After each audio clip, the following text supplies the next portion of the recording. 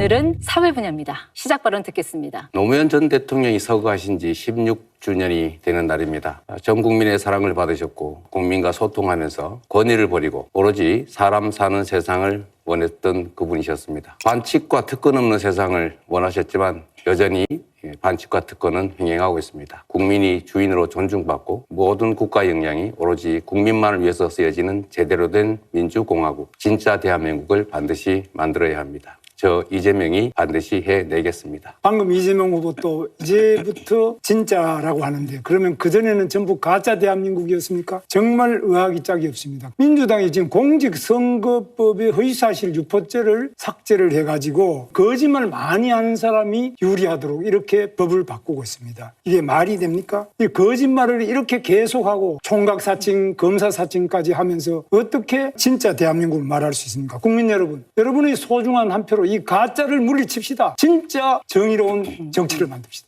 분통이 터집니다. 땀 흘려 일해도 집 한 칸 없고 장사가 안 돼 가슴이 무너지고 매달 대출금 갚기도 힘들고 전세로 절망하는 이웃들의 고통을 더는 방치할 수가 없습니다. 불평등과 차별을 갈아엎고 모두가 사람답게 사는 세상을 만들겠습니다. 이의 있습니다. 토론을 해야 합니다. 지금 우리 사회에 꼭 필요한 정신이라고 생각합니다. 거대 양당의 국민연금 야합, 국가재정을 막 써도 된다는 막사니즘, 부정선거 음모론까지 기득권에 맞서는 이야기를 하면 어린 놈이라 깔보고 쫓아내는 세상 속에서 저는 늘 이의 있습니다를 외치며 살아왔습니다. 오늘은 노무현 전 대통령 서거 16주기가 되는 날입니다. 그분은 바보 노무현으로 자신을 낮췄지 국민을 바보라고 경멸하지 않았습니다. 자신의 사이비 호텔 경제학에 의문을 제기하는 국민을 바보라고 조롱하는 후보가 감히 노무현을 입에 올리는 세상에서 진정한 노무현 정신은 어디 있나 생각해보게 됩니다. 오늘 토론은 총 3개의 주제로 구성했습니다. 두 번째, 세 번째는 각 주제별로 후보들 공약을 듣고 마무리 발언으로 오늘 토론을 끝내겠습니다. 모두가 공존할 수 있는 사회 통합 방안, 후보들 입장 듣겠습니다. 거짓말, 사기꾼들이 없어져야 됩니다. 부정부패한 사람이 없어야 국민 통합이 되지 않겠습니까? 그런데 어떻습니까? 자기가 공직선거법에 대법원에서 허위사실 유포죄로 유죄 취지로 파기환송을 하니까 대법원장을 완전히 청문회를 하겠다, 탄핵을 하겠다,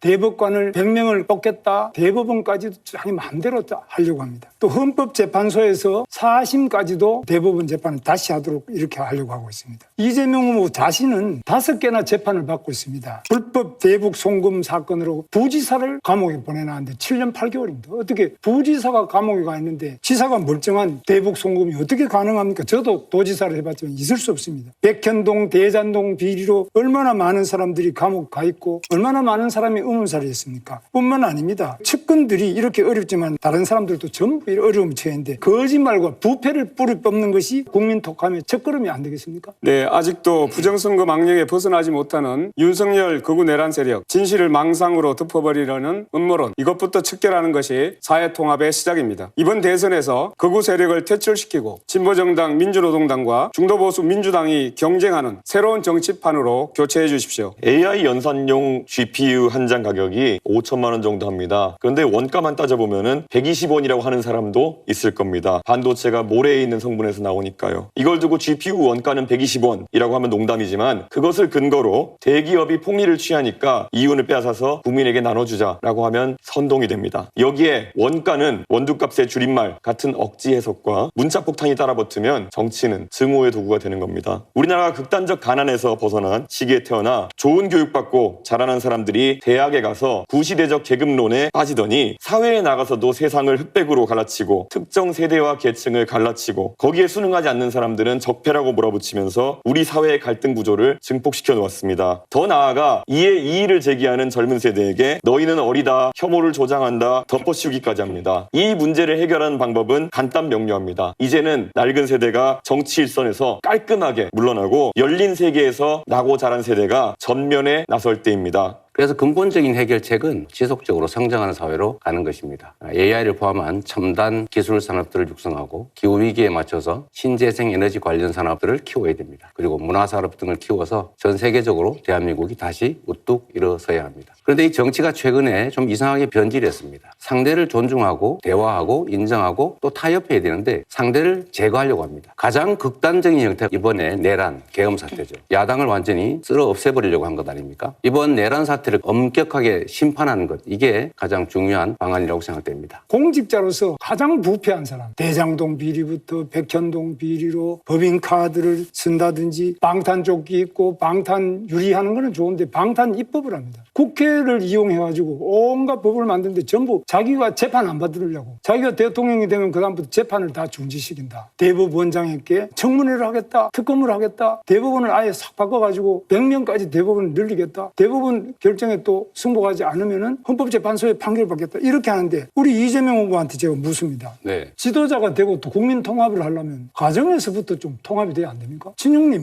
정신병원에 하도 보내려고 그러고 이러니까 저를 하도 보자 그래서 만났는데, 그때 성남시장으로서 정신병원에 강제 입원시키려고 하다가 그것 때문에 형수님하고 욕을 하고 다투고 이렇게 된 거 아닙니까? 가정도 제대로 못하는데 어떻게 그러면 지도자가 돼서 앞으로 국민 교육을 하고 나라를 통합시킬 수 있겠습니까? 한 말씀 먼저 좀 드리도록 하겠습니다. 지금 우리 사회의 통합을 방해하고 있는 가장 큰 요소는 가장 최고의 규범이라고 할 수 있는 헌정 질서를 파괴한 내란 사태입니다. 헌법을 무시하고 국민의 인권을 말살하고 장기 집권을 군정을 하려고 했던 이 시도에 대해서 명확하게 진상을 규명하고 책임을 묻지 않으면 이런 일이 다시 또 계속될 것입니다. 말씀하신 것에 대해서 간단한 답을 좀 드리면, 이건 우리 집안 내의 내밀한 사적 문제인데 김문수 후보는 이런 말을 할 자격이 없죠. 굳이 따지자면 본인은 갑질을 하지 않습니까? 여보세요? 여보세요? 나는 도지사 김문수입니다.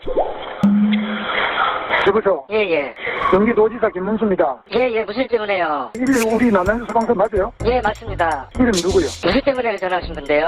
아니 지금 내가 도지사라는데 지금 그게 안 들려요? 무슨 일 때문에 여기다 전화를 갖다 하셨는데 소방서 119에다 지금 긴급 전화가 전화하셨잖아요. 그래 이렇게 했어 그래요. 무슨 일 때문에 전화하셨는지 얘기를 하셔야죠. 아니 도지사가 누구냐고 이름을 묻는데 답을 안 해? 긴급 전화로 얘기가 그렇게 얘기를 갖다 하시면 안 되죠. 그래 누구냐고 이름을 말해봐야겠다. 그 소방관한테 전화해서 나 김문수인데 뭐 어쩌라는 거예요? 권력을 남용하면 안 된다는 말씀을 드리면서 제가 김문수 후보한테 이거 질문 한번 드리고 싶어요. 지금 내란 수계 윤석열 전 대통령에 대해서 비호하는 입장을 가지고 있는데, 그리고 정광훈 같은 극우 세력과 단절할 생각은 없는지 이 두 가지를 좀 묻고 싶어요. 제가 거꾸로 묻습니다. 이재명 후보는 진보당하고 같이 연합공천을 해가지고 울산 북구에도 국회의원 당선시켰죠. 진보당의 이석기 통진당 후예 아닙니까? 그러면 그건 내란이지. 지금 현재 국민의힘이 뭐 어디 누구하고 연대를 해가지고 의석을 나눠줬습니까? 어떤 내란 세력하고 어떻게 했다는 건지 그런 부분에 대해서는 자기 자신을 먼저 돌아봐야 된다. 민주당이 통진당의 후에 진보당에게 국회 의석을 울산 북구를 내줬지 않습니까? 그러면은 그 사람들이 지금 하는 게 뭡니까? 완전히 지금 북한을 옹호하고 이렇게 하고 있는데 거기에 대해서 답변을 해요. 말씀을 피하신 걸로 보면 단절할 의사가 전혀 없어 보이고, 또 그 전에 지금까지 하신 발언들을 보면 여전히 내란 세력을 비호하는, 극우 세력을 비호하는 정광훈 목사가 감옥을 갔을 때 눈물을 흘린 그런 관계를 청산하지 못하시는 것 같은데 매우 안타깝다는 말씀을 드리면서, 허위 사실을 이야기하면 안 됩니다. 뭐 눈물을 흘리는 거는 정황훈 목사 가서 무슨 눈물을 흘리는지 그 말이 안 되는 거짓말을 또 계속 여기서 하시면 눈물이 그것도 허위 난다라고 한 사실이죠. 영상이 있던데요. 진흙탕 싸움 시작되고 있습니다. 김문수 후보에게 먼저 묻겠습니다. 지난 토론에서 저의 정치 공세 때문에 경제 분야에서 실력을 제대로 발휘하지 못했다고 대변인이 입장을 냈던데요. 오늘 토론을 위해 제 대역까지 세워가면서 독하게 준비하셨다라는 기사가 보았습니다. 그냥 약하게 묻겠습니다. 김문수 후보께서 누구라도 부정선거 의혹을 제기하면 선거관리위원회에서 해명할 노력을 계속해야 한다라고 발언을 하셨더라고요. 그러니까 윤석열 씨가 제기하는 부정선거 의혹을 정당하다고 지금 말하고 계시는 겁니까? 그건 제가 지금 답할 문제도 아니고 윤석열 대통령이 부정선거 의혹을 제기하는 거는 그분이 한 것이지 제가 한 것도 아니고 저는 한 번도 그런 문제를 제기한 적이 없습니다. 사실상 윤석열 씨를 편들고 있는 거예요. 지난 5년간 150건의 부정선거 소송에서 선관위가 전부 승소를 했습니다. 그런데 왜 자꾸만 이런 선관위에 대한 해명을 요구하는지를 저는 이해할 수가 없습니다. 제가 보기에는 김문수 후보도 윤석열처럼 음모론자 같아 보여요. 근거 없는 문제 제기를 가지고 계속 그렇게 국민을 분열시키는, 윤석열을 옹호하고 비호하는 이런 사람이 어떻게 사회통합을 말할 자격이 있을까요? 저는 자격이 없다고 생각하는 겁니다. 예, 방금 전에 권영국 후보님 말씀하신 것처럼 윤석열이라는 그런 음모론자, 망상을 하는 사람에 대한 위험함은 우리 국민들께서 익히 아셨을 것이다 이렇게 생각합니다. 그분이 여러 가지 망상을 하셨지만 특히 부정선거 담론 같은 경우에는 매우 위험했고, 그것을 규명하겠다는 미명하에 계엄이라는 아주 큰 잘못을 저질렀 그렇습니다. 저는 이미 정치적으로 사망한 것이나 마찬가지인 윤석열 대통령에게 얘기하기 앞서 지금 이 자리에 우리와 함께 서 있는 이재명 후보의 생각에 대해서 좀 궁금해할 필요가 있다 생각합니다. 부정선거 담론 마찬가지로 지난 2012년 대통령 선거 이후에도 부정선거를 주장하는 사람들이 있습니다. 김어준 씨나 이런 분들 중심으로. 그런데 이재명 후보도 사실 이것에 동조해가지고 부정선거에 관한 내용을 공유한 바가 있습니다. 그래서 이것에 대해서 아직까지 입장을 갖게 가져가시는지 궁금하고요. 천안함에 대해서도 잠수함과 충돌했다, 연구 결과 나와라는 내용을 공유하면서 천안함 음모론에 동조하는 모양새를 보이셨습니다. 그리고 또 서부전선 포격 당시에 현지 주민이 북한 측의 포사격을 듣지 못했다는 내용의 뉴스를 리트윗했는데요. 이거는 사실 대통령이 되면은 대한민국의 안보를 책임지는 사람이 돼야 되는데 우리 목숨 바쳐 서부전선을 지키고 있는 장병들을 믿지 못하고 군을 믿지 못하고 오히려 북한의 주장에 역성을 들거나 아니면 이런 음모론자들과 궤를 같이 하는 것인데 이런 행보에 대해서 반성하는 자세인지 우선 궁금합니다. 제가 말씀드렸던 부정선거는 국정원이 댓글 조작을 통해서 국민 여론을 조작했기 때문에 그 측면에서 부정선거라고 한 거지,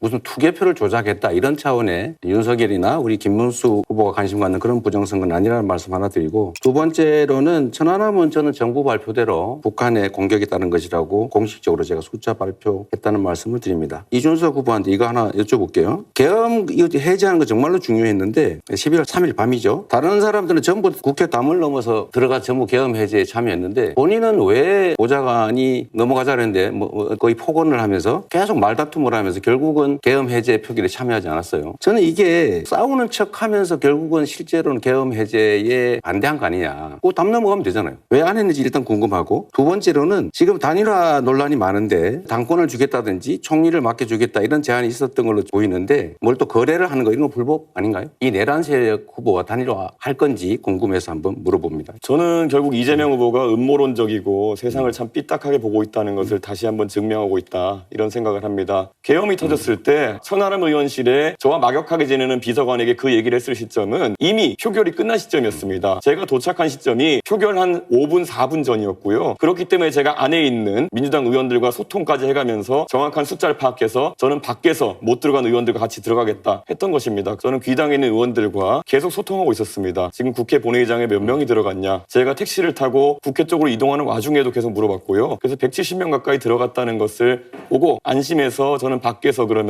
여기에 진입하지 못하게 하는 것이 부당함을 항의하겠다라고 제가 이야기하고 계속 밖에 있었던 것입니다. 이번에 헌법재판소에서 탄핵 판단을 내리면서 결국 이런 것들이 증거자료로 쓰인 것을 잘 알고 계실 겁니다. 그것을 비난하는 의도를 저는 잘 모르겠는 것이 민주당에도 진입하지 못한 의원님들이 있는 것으로 알고 있습니다. 그분들은 그럼 이재명 후보의 논리대로라면은 계엄을 막을 생각이 없었다는 것입니까? 그렇게 삐딱한 생각으로 우리 당 의원 보는 시각과 다른 당 의원 보는 시각이 다르기 때문에 이재명 후보가 갈라치기하고 우리 편 아니면 다 적이라고 본다는 그런 이야기를 듣는 겁니다. 굉장히 안타깝고요. 저는 국민의힘의 이야기에 대해 가지고 단 한 번의 예외 없이 단일화에 관심 없다고 이야기하고 있습니다. 이재명 후보는 그냥 본인의 망상 속에서 계속 그것만 두려운 겁니다. 그래서 이런 아주 중요한 정책을 물어봐야 되는 자리에서 자기 궁금증 해소하러 나오신 거거든요. 저는 이런 것들은 이재명 후보가 굉장히 편협한 시각을 갖고 있다는 확신을 국민에게 줄 거라 봅니다. 네, 제가 정리삼아 이 말씀을 한번 드려볼게요. 그렇게 설명하시면 됩니다. 국민들은 의구심을 가지고 있죠. 거기서 말다툼을 하면서 시간을 보내고 의결 정족수가 충분하니까 계속 싸우고 있겠다. 이건 저는 국민들께 납득하기 어려울 거라고 생각해요. 단일화 문제에 대해서는 나중에 결국은 나오겠죠. 그때 가서 보기로 하겠습니다. 김문수 후보님한테 하나만 더 여쭤볼게요. 네. 군 가산제 재도입하겠다고 공약하셨죠. 과거와는 다른 방식으로 재도입하겠다고. 네. 그 위헌 판결 난 건 아시죠? 지나치게 5%까지 가산점을 너무 많이 준다든지 너무 좁은 범위로 해서 그랬기 때문에 저는 이게 젊은 시절에 의무적으로 입대하는 남성 청년들을 보호할 필요가 있다고 생각해요. 또 한편으로는 여성 인권에 대한 배려도 필요하다. 네. 여성들은 구조적으로 차별을 받고 있잖아요. 예를 들면 임금이든 승진이든 뭐 여러 가지 가사 양육 등등에서 차별을 받고 있어서 특별한 보호가 필요하죠. 지원이. 예를 들면 군 복무 크레딧 같은 거, 군 호봉 가산제 이런 걸 도입해야 된다고 지금 주장을 합니다. 이거는 여성들에게 또는 군 복무를 안 한 사람한테 피해를 주지는 않거든요. 그러나 군 가산점 제도는 누군가에게 불이익을 주지 않습니까? 상대적인 거니까. 그런데 이것은 결국 헌법이 위헌 판결을 했는데 헌법을 개정하지 않은 한 쉽지 않은 이런 거를 도입하겠다고 하는 건 결국 또 여성들을 상대로 갈라치기를 하거나 아니면 쉽게 말하면 여성들을 우롱하는 그런 거 아닌가요? 국가를 위해서 자기 청춘을 18개월 동안 의무 복무를 하고 또 장기간 복무하던 분들이 사회에 나와서 일정한 정도로 혜택을 받는다. 그것도 또 공직에 취임할 때 5% 이런 게 아니라 약간이라도 배려를 한다는 것은 국가의 책무이고 또 보훈의 기본입니다. 과거에 위헌 판결 난 것처럼 그렇게는 절대 하지 않을 겁니다. 김문수 후보에게 묻겠습니다. 네. 최근 유세에서 중대재해처벌법을 악법이라며 폐지해야 한다고 했습니다. 중대재해처벌법을 폐지하자는 것이 아니라 왜 거짓말 하십니까? 폐지 또는 재개정해야 되는 거 아니냐 이런 얘기 한 적 있잖아요. 재개정한다고 그랬습니다. 폐지라는 폐지라는 말을 썼다는 얘기는 폐지를 염두에 두고 하는 얘기 아닙니까? 중대재해처벌법을 과연 중소기업에까지 적용하는 게 맞느냐? 제가 여러 가지 결정권자가 될 때는 반드시 이런 악법은 여러분을 괴롭히지 못하도록 고치겠습니다.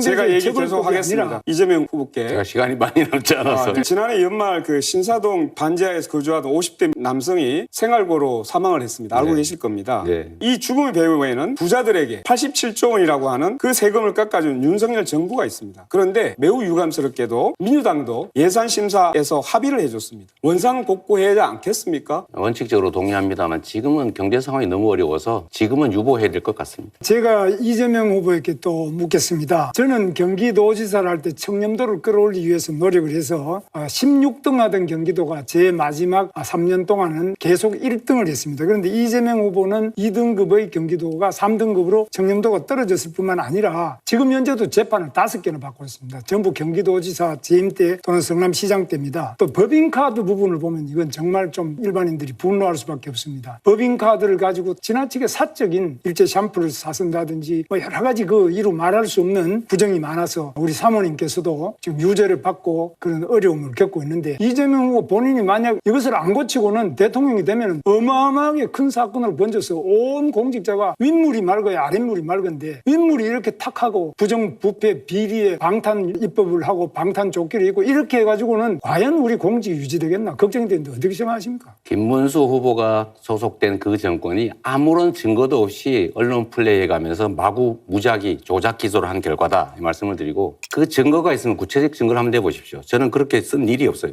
재판에 여기 다 나와가지고 저도 자료를 다 가져왔습니다. 그럼 왜 재판을 받습니까? 왜 유죄가 나옵니까? 유죄 어디 나왔습니까? 유죄가 여기 지금 법인카드 해가지고 제가 없이 유죄가 나왔습니까? 우리 사모님도 지금 그렇고 네, 김문수 후보 발언 시간 초과돼서 마이크가 자동으로 음소거 됐습니다. 몇 년 전에 전장현 지하철 시위라는 과정에서 4호선을 타는 100만 명이 넘는 그런 시민들의 발을 묶어가지고 자신들의 뜻을 관철하는 것이 옳은가 아니냐에 대해서 많은 시민들이 담론을 박했습니다. 그리고 최근에는 동덕여대에서 공학전환 논의가 있을지도 모른다는 얘기 때문에 그 구성원들 중에 일부가 자신의 학교를 기물을 파손하고 그리고 락카치를 해가지고 학교를 거의 쓰지 못할 지경으로 만들어 놓은 사태가 있었습니다. 그런데 한 가지 주목할 점은 민주당이 매번 등장해서 그런 행위를 한 분들에 대해 가지고 적극적인 옹호를 해왔다는 겁니다. 어제 한 기사가 보도됐는데요. 민주당 교육위 소속 의원 3분과 보좌진 1분이 이준석이 동덕여대 왜 방문하게 허용해줬느냐 라면서 동덕여대를 다그치고 그래서 동덕여대 측에서 결국엔 압박을 이기지 못하고 학생들에 대한 손해배상이라든지 형사고발 조치라든지 이런 것을 풀어준 이런 사례가 있습니다. 그러면서 학교에 대한 종합감사를 하겠다 등 여러 가지 압박을 한 것으로 이렇게 보여지는데요. 저는 사실 전장현이나 아니면 이런 동덕여대 폭력 사태 이런 것들에 대해 가지고는 사회 질서를 유지하기 위한 최소한의 원칙을 우리가 가져가야 된다 보는데 민주당이 자신들과 뜻이 비슷하면은 이런 식으로 개입해가지고 정치적 권력으로 책임을 면해주는 이런 상황 여기서 법 질서가 바로 서겠느냐 그리고 이런 일들이 재발되지 않겠느냐라는 우려를 하게 하는데요. 이재명 후보님 어떻게 생각하십니까? 나중에 주도권 토론에 답변하도록 할게요. 지금 답하기는 시간이 없습니다. 똑같은 질문을 권영국 후보님께 좀 드리고 싶습니다. 민주노동당 같은 경우에는 앞으로 이런 사회 질서를 훼손하는 행위가 발생했을 때 민주당과 마찬가지로 옹호하는 스탠스를 취하실 건지 궁금합니다. 예, 질문이 잘못됐습니다. 전장년의 시위가 왜 발생했는지, 동덕여대 여학생들의 시위가 왜 발생했는지 그것을 먼저 물어야 됩니다. 원인이 있고 결과가 있는 것이지 지금 이준석 후보는 결과에 따른 갈등 사항만 이야기하고 있습니다. 그 원인이 무엇인지 그게 말씀 주시죠. 사회통합이라고 생각하십니까? 그 원인이 무엇인데요? 그래서 다른 걸 하나 물어보겠습니다. 지금 농촌에서는 일당 11만 원이 돼도 이주노동자가 없어서 난리입니다. 그럼에도 이준석 후보는 이주노동자에게 차등임금제 그러니까 최저임금을 다르게 설정하자고 공약했습니다. 이것이 과연 농촌 현실에 맞는 정책입니까? 지금 공약은 명백한 법 위반일 뿐만 아니라 국제협약 위반입니다. 어떻게 이런 공약을 낼 수 있습니까? 철회해야 된다고 생각합니다. 어떻게 생각하십니까? 자유로회박 111조를 얘기하시는 것 같은데요. 네. 캐나다 같은 경우에도 1964년도에 이것을 비준한 뒤에 TFWP 프로그램 등을 통해 가지고 외국 노동자에 대해서는 규정을 완화한 사례가 있고요. 그리고 지금 법 얘기하셨는데요. 당연히 법 개정을 상정해서 말씀드리는 거고요. 전 이해가 가지 않는 것이 최저임금이라는 것은 임금의 최저선을 얘기하는 겁니다. 말 그대로 최저임금을 낮춘다고 해가지고 안 오던 사람이 온다? 그런 것도 아닙니다. 그렇기 때문에 무엇을 지적하려고 하는지가 우선 논리적으로 맞지 않거든요. 논리적으로 맞는 말씀을 해주셔야 됩니다. 임금을 자, 현재 OECD 국가 중에도 외국인이라고 최저임금을 다르게 적용한 나라가 있습니까? 최저임금 제도가 없는 나라도 있습니다. 최저임금을 다르게 적용한 나라가 있습니까? 미국 제가 말씀드리지 자, 않습니까? 일부 국가에서 시도했다가 이 내국인 일자리를 뺏는다고 폐지한 제도입니다. 아니, 제가 아시겠습니까? 미국 말씀드렸는데 왜 미국이 아니라 OECD 말씀하셨는데 미국은 외국인하고 내국인을 차등하는 데를 있느냐고 묻는 네, 겁니다. 권영국 후보 시간 다 쓰셨습니다. TFWP 프로그램 제가 말씀드렸지 않습니까? 캐나다에서 유지했었다고. 관점을 그렇게 이야기하면 안 됩니다. 늘 왜 갈라치기 합니까? 네, 자, 첫 번째 토론은 여기까지 듣고요.